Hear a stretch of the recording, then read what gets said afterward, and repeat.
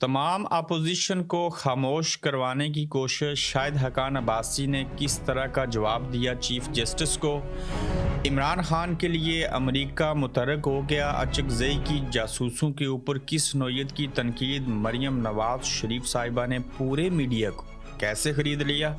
आज की गोरख धंधा में इस पर बात करेंगे।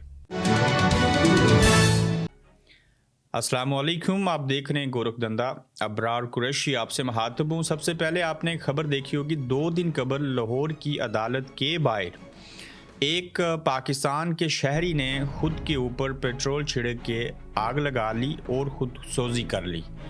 ये अमल किसी भी सूरत शरई एतबार से इस्लामी नुक्ता नज़र से ठीक नहीं है, मगर जो कुछ हुआ उसके ज़िम्मेदार हुक्मरान हैं, रियासत है, जजेस हैं, अदालतें हैं, वकला हैं, तमाम वो साहिब इस्तात लोग हैं जो इंसाफ देने के असूल के लिए जिनको रखा गया। अब इस शख्स ने एक लंबा अरसा से केस लड़ रहा था, इसको इंसाफ नहीं मिल रहा था। इंसाफ जब नहीं मिला तो उसने अपनी जान ले ली। ये एक बहुत अफसोसनाक खबर है, लेकिन इस खबर के ऊपर, इस वाक़े के ऊपर जो चीफ जस्टिस ऑफ पाकिस्तान हैं यहिया अफरीदी, उन्होंने नोटिस लिया है। और ये नोटिस पाकिस्तान की तारीख में पहला अपनी नौयत का ऐसा नोटिस है कि उन्होंने ये नोटिस नहीं लिया कि अदालतों ने, इस रियासत ने, इन जजों ने उसे इंसाफ क्यों नहीं दिया, बल्कि इस बात का नोटिस लिया कि हमें ये बताया जाए हमारे आज खुद नोटिस लेने के ऊपर कि ये शख्स जिसने खुद सोजी की है, आखिर ये पेट्रोल लेकर अदालत के हाथे में दाखिल कैसे हुआ। यानी कि किसने इसको पेट्रोल दिया, कितने का ख़रीदा, कहाँ से लिया और इसकी चेकिंग क्यों ना की गई। नोटिस तो ये होना चाहिए था, उस जज के ख़िलाफ़ होना चाहिए था, उस केस के ऊपर होना चाहिए था, उस SHO पुलिस ऑफिसर को पूछना चाहिए था कि भाई लोगों, आपने इसको इंसाफ क्यों नहीं दिया और इस शख्स की जान चली गई।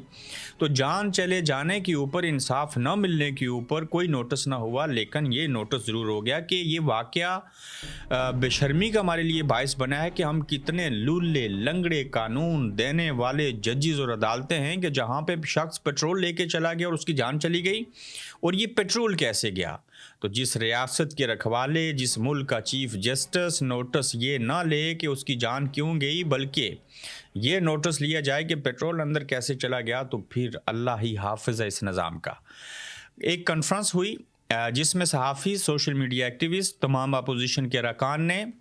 बड़े खुले अल्फाज में बातचीत की। और ये बड़ी अच्छी कोशिश की गई अपोजिशन रहनुमाओं की जानिब से, लेकिन इस कॉन्फ्रेंस को रोकने के लिए कितने जतन किए गए, कितनी कोशिशें और काविशें की गई कि ये कॉन्फ्रेंस किसी तरह से ना हो सके। होटलों, ये कॉन्फ्रेंस के लिए इस्लामाबाद के एक होटल में हॉल बुक किया गया था। असिस्टेंट कमिश्नर आ गए कि यहाँ कॉन्फ्रेंस नहीं कर सकते, क्योंकि आप लोग सच बोलोगे तो इस होटल के अंदर कॉन्फ्रेंस नहीं हो सकती। फिर एक और जगह बुकिंग की गई और पुलिस ने बताया कि यहाँ से क्रिकेट टीम गुजरती है, तो लिहाजा आप लोग शायद कोई दहशत गर्द हो, आपसे अवाम को, इस क्रिकेट टीम को ख़तरा है, तो आप यहाँ पे भी नहीं कर सकते।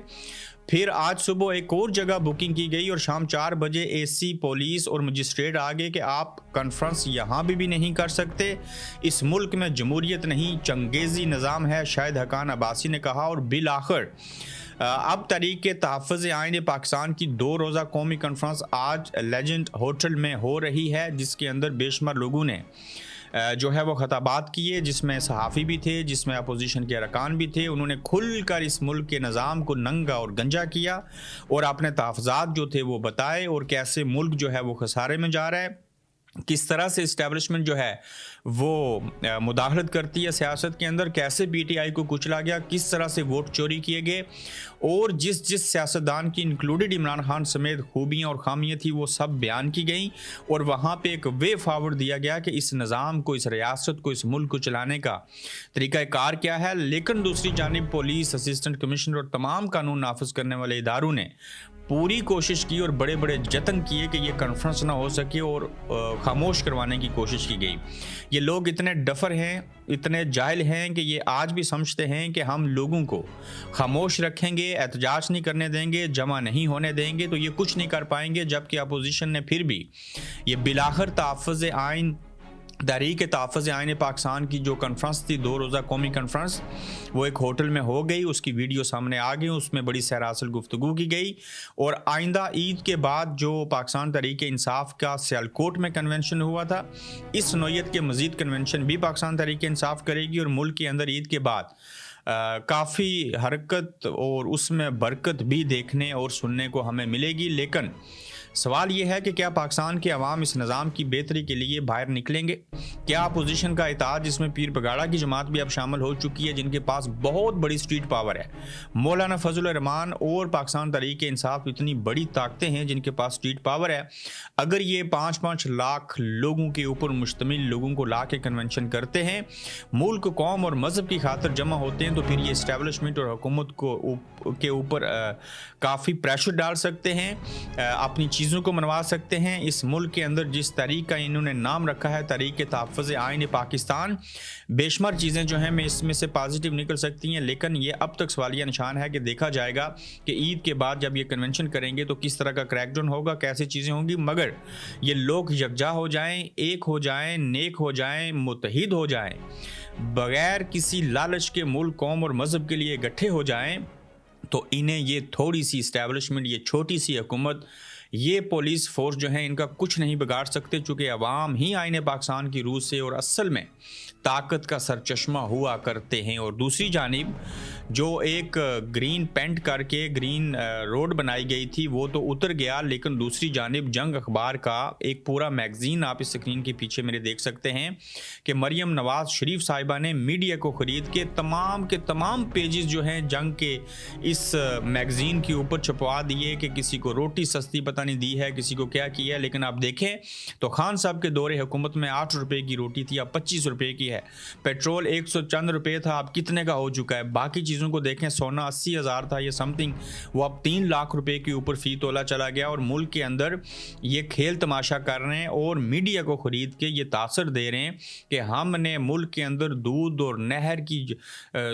شہد کی جو ہیں وہ نہریں بہا کے رکھ دی ہیں، اور صرف یہ کاغذوں میں ترقی نظر آتی ہے، عملی طور کے اوپر غریب سے غریب تر ہو چکا ہے،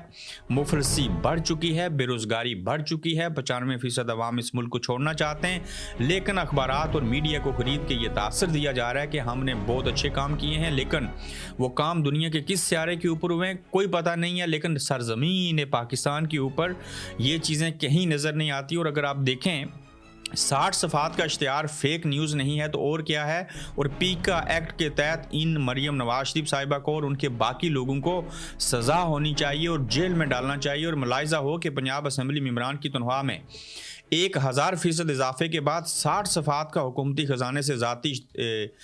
تشہیر کے لیے اشتہار دیا گیا، جس ملک کے نوجوان اٹلی، یونان کے ساحلوں پر بے روزگاری سے ملک کے اندر جو ہے اس سے تنگ آ کر انسانی سمگلوں کے ہاتھوں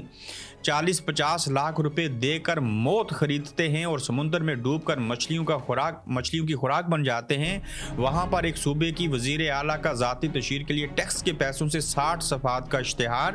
شائع کرنا سنگین بے-رحمی اور یہ قوم کے ساتھ بہت بڑا مذاق ہے، اور کارکردگی خود بولتی ہے، اس کے لیے غریب قوم کے پیسوں سے جھوٹے اشتہارات دینے کی کبھی بھی ضرورت نہیں پڑتی۔ اب دیکھیں کہ خدا کے لیے جھوٹ کے اس کاروبار کو بند کرو، پاکستان میں لوگ بھوک سے مر رہے ہیں اور خود سوزی کر رہے ہیں، جبکہ یہ مجرم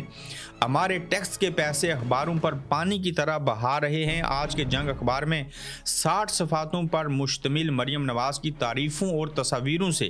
بھرے پڑے ہیں، اور یہ عوام کو بیوقوف سمجھتے ہیں۔ لوگوں کی نفرت کم نہیں ہے بلکہ بڑھتی جا رہی ہے، اور آج بھی پاکستان کے اندر عوام کسی جماعت سے سخت ترین نفرت کرتے ہیں، باقول اسد طور صاحب کے تو وہ پاکستان مسلم لیگ نواز ہے۔ پنجاب حکومت کے 60 صفحات کے اشتہارات میں عظمیٰ بہاری کی کارکردگی کا بھی دلچسپ الفاظ میں تذکرہ کیا گیا۔ دبنگ وزیر اطلاعات پنجاب عظمیٰ بہاری نے اپنی کارکردگی سے میاں صاحب کا انتخاب درست ثابت کر دیا۔ وزیر اعلیٰ مریم نواز کے دفاع میں ہر قیمت پر ثابت قدم، مخالفین بھی معترف، یہ لائنیں ہیں اشتہارات کی جو